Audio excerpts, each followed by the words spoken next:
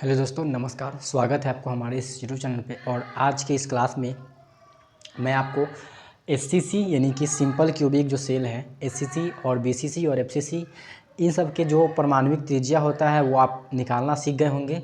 और इसके आगे मैं आपको आज की क्लास में आपको बताने वाला हूँ कि एससीसी, बीसीसी और ये सब जो होता है ना, इसकी परमाणविक त्रिज्या, ठीक है, मतलब परमाणविक त्रिज्या किस प्रकार से निकाला जाता है, ये आज मैं आपको बताऊंगा। और इससे पीछे की क्लास की बात करूंगा दोस्तों, तो इससे पीछे हमारी बहुत सारी क्लासेस हो गई है, ठीक है। 9 से ज़्यादा क्लासेस हो गए हैं, ठीक है। और जिसमें मैंने पूरी क्रिस्टल जो आपका जो चैप्टर है सॉलिड स्टेट, उसको मैंने अच्छे ढंग से कवर किया हूँ दोस्तों। तो आपका फ़र्ज़ बनता है कि आपको उन सारे वीडियोज़ को देख के रखना है।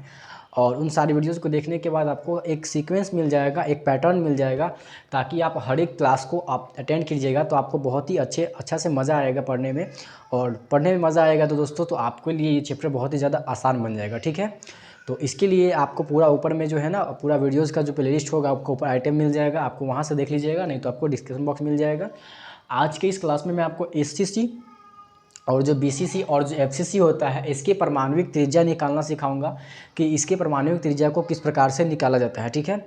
तो इससे पहले मैं हमारा जो भी क्लासेस हुआ है उसमें मैं आपको बहुत से चीज़ों बताया हूँ जो कि इस टॉपिक से लिंक करता है, ठीक है। तो इसमें आपको अपना ये फ़र्ज़ बनता है कि आप सारी उस क्लासेस को, अगर पिछले क्लासेस को देखते आ रहे हैं तो आपको यहाँ पर किसी प्रकार का कोई दिक्कत नहीं होगा, ठीक है। तो शुरू करते हैं आज की क्लास। इसमें आपको एससीसी के परमाणविक त्रिज्या बताऊंगा और बीसीसी और एफसीसी के बारे में बताऊंगा और आगे बढ़ूंगा इसके बाद का जो भी क्लास होगा। तो जैसा कि पता होगा दोस्तों कि एससीसी जो है, ये सिस्टम किस प्रकार से होता है। एससीसी मतलब क्या होता है, सरल घनीय। और सरल घनीय में क्या होता है कि 8 कण होते हैं, ठीक है। कॉर्नर पे 8 कण होते हैं, यानी कि 4 कण जो होते हैं ऊपर रखे हुए होते हैं और चार कण नीचे होते हैं, ठीक है। आप हमारे पिछले क्लासेस को देखे होंगे तो आपको पूरी समझ में आ जाएगा कि इस प्रकार से 4 कण ऊपर रहते हैं और 4 कण इसके जस्ट नीचे है दोस्तों, ठीक है। इस प्रकार से है और इसी के जस्ट नीचे 4 कण रखे रहते हैं। तो अब इसमें क्या कर, इसको सेंटर से ज्वाइन करते हैं तो एक क्या बनता है, क्यूब बनता है, कुछ इस प्रकार बनता है, ठीक है, कुछ यूँ बनता है। तो आप इसमें देखेंगे, इसमें परमाणविक त्रिज्या का मतलब क्या होता है। सबसे पहले परमाणविक त्रिज्या बता देना चाहते हैं। परमाणविक त्रिज्या, ठीक है, परमाणविक त्रिज्या। तो ये परमाणविक त्रिज्या होता क्या है, तो परमाणविक त्रिज्या जो होता है किसी परमाणु का जो नाभिक होता है, ठीक है, इसका जो नाभिक है ये और इसके कक्षा, इसके बीच का जो दूरी होता है उसको परमाणविक त्रिज्या बोला जाता है। जैसे यहाँ से ये जो डिस्टेंस है ये कितना है, आर है, और यहाँ पर भी कितना है, आर है। अगर यहाँ से यहाँ तक देखा जाए दोस्तों, यहाँ से यहाँ तक अगर देखते हैं तो ये पूरा का पूरा ये डायमीटर है। और यहाँ से यहाँ तक देखते हैं तो ये पूरा का पूरा क्या है, ये डायमीटर है, ठीक है। तो अगर बात करें दोस्तों, तो इसमें इसका जो ये जो घन बन रहा है अंदर में, इसके घन में अगर देखा जाए तो घन का प्रत्येक किनारा जो होता है वो ए लंबाई का है। सारे की लंबाई कितनी है, ए है, ठीक है। और इसमें अगर देखा जाए तो एक जो ए बना रहा है, यानी कि एक जो भुजा बना रहा है, वो कितने आर मिलकर बना रहा है, तो एक आर ये और एक आर ये, तो एक यानी कि 2 आर मिल करके एक भुजा बना रहा है, साइड बना रहा है ए, यानी कि 2 आर जो है वो एक ए के बराबर है। यहाँ पे देख सकते हैं ये घन की तरह है। इसके नीचे भी 4 कण इस प्रकार से रखे हुए हैं। ये 3D डायग्राम को हम ये 2D पे बोर्ड पे नहीं उतार सकते हैं, इसलिए थोड़ा सा मुश्किल है, आप समझ जाइएगा कि 4 कण ऊपर है, 4 कण नीचे है, ठीक है। तो उसी प्रकार से जब इसको हम ज्वाइन करते हैं तो एक क्यूब बनता है, ठीक है। तो इसलिए इसको सरल घनीय बोला जाता है। और इसमें एक भुजा की जो लंबाई होती है वो ए होती है। तो अगर देखा जाए तो यहाँ से यहाँ तक तो ए है, ठीक है, ये ए है।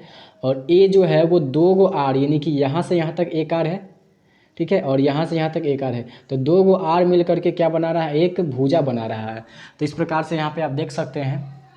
अगर इसका हम नाम रख देते हैं ए बी सी डी, ठीक है। तो ए बी जो है एससीसी की बात कर रहे हैं, तो ए बी एससीसी में ए बी जो है एक भुजा है। ए बी क्या है, एक भुजा है।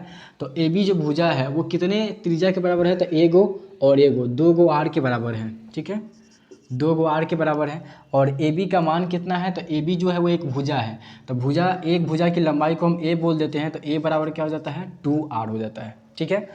अब यहाँ से अगर आप यहाँ से आप समझ गए होंगे कि a बराबर है 2r, तो r का मान अगर पूछा जाएगा तो ये कितना हो जाएगा, a/2 हो जाएगा। ठीक है, इस प्रकार से ये आ गया परमाणविक त्रिज्या का मान SCC के लिए। बहुत आसान है। SCC का परमाणविक त्रिज्या का मान होता है, यानी कि त्रिज्या का मान होता है a/2, यानी कि भुजा की लंबाई को 2 से भाग लगा देना, उससे क्या निकल के आएगा, तो त्रिज्या निकल के आएगा। ठीक है, तो ये SCC के बारे में था। ठीक है, अब अगर हम यहाँ पे देखना चाहें BCC को, ठीक है, BCC के लिए आपको आने वाले क्लास में बताऊँगा। अभी मैं आपको FCC पहले बता देता हूँ। तो SCC जो है वो समझ में आ गया होगा। SCC क्या होता है, तो SCC में 4 कण ऊपर होते हैं, 4 कण नीचे होते हैं, और इसकी जो परमाणविक त्रिज्या होती है वो कुछ यूँ होती है कि r का मान जो होता है वो a/2 के बराबर होता है। ठीक है, इसके बाद बात करते हैं FCC के बारे में। FCC क्या होता है, तो आप FCC जानते होंगे। FCC जिसमें चारों 8 कॉर्नर पे परमाणु होता है, साथ ही साथ फेस पर भी परमाणु होता है। फेस मतलब सतह पे परमाणु होता है। तो अगर हम देखना चाहें, इसी में अगर देखना चाहें तो इसको हम इरेज कर देते हैं।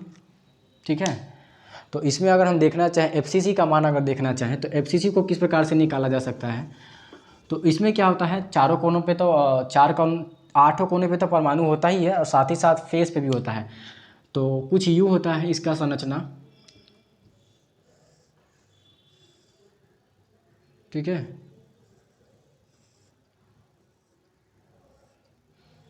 इसमें ये कॉर्नर पे परमाणु है, कुछ इस प्रकार से परमाणु है, ये सब अवस्थित है ये। ठीक है, ये तो ये जो बना है ये सरल घनीय का है, यानी कि इसी का ये पिक्चर है। ठीक है, क्योंकि 4 कण ऊपर में है, इस प्रकार से रखा हुआ है, 4 कण नीचे है। ठीक है, अब इसमें देखा जाए तो ये A था, ये जो भुजा था, एक कण और दूसरे कण के बीच की दूरी जो था वो A था, और यही A जो है वो क्या बना रहा है, 2 गो R मिल करके बना रहा है। तो 2 गो R मिल करके क्या बनाया है, A बनाया है। तो यहाँ से हमने इसकी त्रिज्या निकाल लिया। ठीक है, अब अगर बात करेंगे FCC के बारे में, FCC के बारे में यानी कि फेस सेंटर यूनिट सेल के बारे में, तो फेस सेंटर सेल में क्या होता है कि इसमें फेस पर भी परमाणु होता है। जैसे यहाँ पर परमाणु होता है, इस फेस पे परमाणु होगा, और इधर वाले फेस पे परमाणु होगा, उसके बाद इसके नीचे वाले फेस पे परमाणु होगा, और इसके सामने वाले फेस पे परमाणु होगा ये वाला, और इसके पीछे वाले फेस पे परमाणु होगा ये वाला। ठीक है, तो इस प्रकार से ये 6 फेस होते हैं, और 6 फेस पे परमाणु है, 1 2 3 4 5, एक सामने वाला 5 और एक पीछे वाला 6। ठीक है, तो 6 फेस पे परमाणु होता है। तो इसमें परमाणु की अगर उपस्थिति को हम और अगर विजुअलाइज करके दिखाना चाहें, ठीक है, तो ये कुछ यूँ होता है कि ऐसा होता है ये।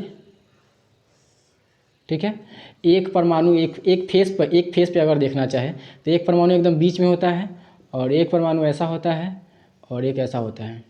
ठीक है, कुछ यूँ होता है। तो अगर इसमें अगर देखा जाए, इसका नाम रख देते हैं ABCD। ठीक है, तो इसमें अगर देखा जाए तो अगर AC का मान यहाँ से अगर देखें, ठीक है, अगर हम यहाँ से देखें तो ये जो आपको दिखाई दे रहा है, ये जो है ये इसकी R है, और यहाँ से यहाँ तक भी एक R होगा, और यहाँ से यहाँ तक एक R होगा, यानी कि ये जो बीच वाला जो कण है वो 2 गो R बना रहा है, और ये वाला जो है वो 1 R बना रहा है। क्योंकि ये इसका आधा हिस्सा मतलब कि 1/8वां हिस्सा ही अंदर रहता है, इसका 1/8वां हिस्सा ही अंदर रहता है, लेकिन जो अंदर में है उसका पूरा हिस्सा अंदर रहता है। तो इसका त्रिज्या हो जाएगा R, इसका हो जाएगा R, लेकिन इसका 2 गो R आ रहा है, डायमीटर भी आ रहा है इसमें।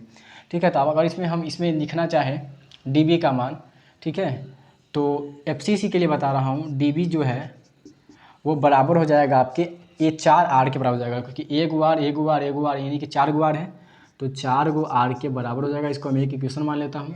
ठीक है, अब आगे बात करता हूँ। तो अगर इसमें देखना चाहे तो इसमें देख सकते हैं कि ये जो आपको बना रहा है एक 90 डिग्री का एंगल बना रहा है।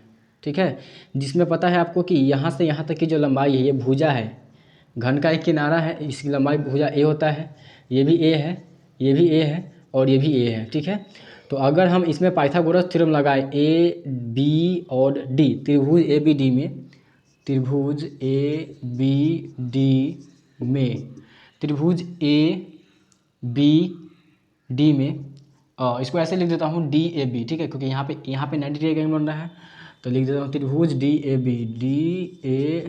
में। यहाँ पे पाइथागोरस थ्योरम जो लगाएंगे, पाइथागोरस प्रमेय, तो पाइथागोरस प्रमेय से क्या बोलता है, आपका सबसे बड़ा वाला भुजा क्या है, डी बी, तो डी बी का स्क्वायर बराबर ए डी का स्क्वायर, ए डी का स्क्वायर प्लस ए बी का स्क्वायर, इसके बराबर हो जाएगा।